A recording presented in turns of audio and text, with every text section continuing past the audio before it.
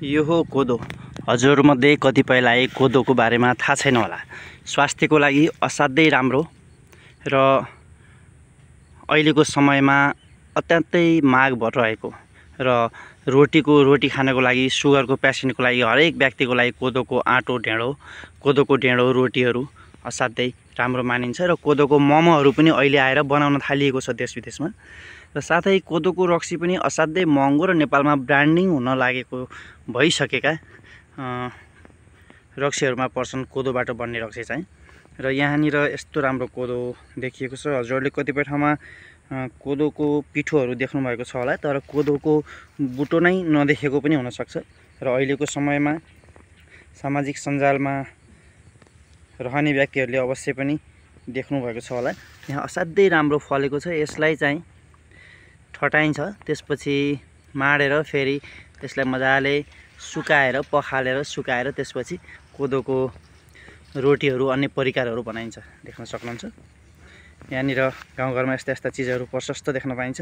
साथै म तपाईहरुलाई असाध्यै राम्रो तोरी देखाउन गइरहेको छु। अहिले तराईमा यस्तो राम्रो तोरी यति छिटै नै फुलेको छ कि तपाईहरुलाई म त्यो देखाएर असाध्यै अवश्य पनि हजुरको मन असाध्यै खुसी हुनेछ। यो हो तोरी। अहिले दिउँसोको 3:30 जति बजेको छ। यो समयमा यो अस्ताउनको लागि नजिक लागेको सुरे र तलपट्टि फुलेको तोरी असाध्यै मनमोहक देखिएको छ। बास्ना पनि असाध्यै आइरहेको छ। मैले भिडियो मार्फत हजुरहरूलाई यसको बास्ना त म देखाउन सक्दिनँ, तर पनि अनुभव गर्न सक्नुहुन्छ।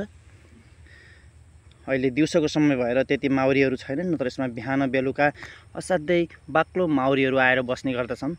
र अहिले आएर विषादीहरू प्रयोग गरिने हुँदा माउरीले पनि यसबाट मह त्यति राम्रो निकाल्न पाइरहेको छैन। उसलाई थाहा हुन्छ कि विषादी छ, जसले गर्दा माउरीहरू अलिक पातलो आउनेछन् पहिलेको समयमा भन्दा।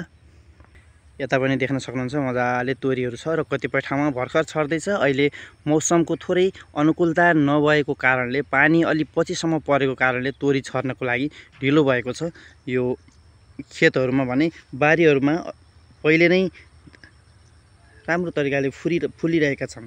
यो विभिन्न तराईका अलिकति हाइट भएका जग्गाहरूमा पहिले नै तोरी फुलेको पनि देख्न सकिन्छ। र यहाँनिर हाम्रो एरियामा अहिले यो तोरी असाध्यै छिटो फुल्ने मध्येको तोरी हो र अति मनमोहक देखिएको छ, अति राम्रो देखिएको छ।